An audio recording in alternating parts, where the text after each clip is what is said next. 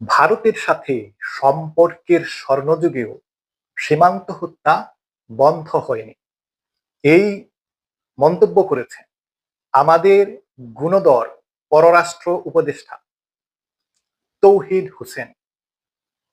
তো ভাই, আগে বলে সেই সম্পর্কের স্বর্ণযুগ বলতে আপনি কোন যুগকে বুঝিয়েছেন? এবং তার চেয়ে বড় কথা, আমরা যেটা জানি না সেটা বলেন। আমরা জানি না আপনি বা আপনার সরকার সীমান্ত হত্যা বন্ধে কি পদক্ষেপ নিয়েছেন, আপনি সেটা বলেন।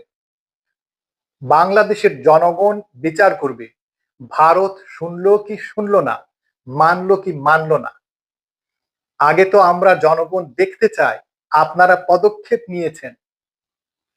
আপনার বিরুদ্ধে ভারতের সামনে অতীতের নতজানু সরকারগুলোর মতো নাকে খত দেওয়ার যে অভিযোগ উঠেছে, আগে তো তার খণ্ডন করুন, তারপরে বলতে আসে ভারত কি শুনলো কি শুনলো না।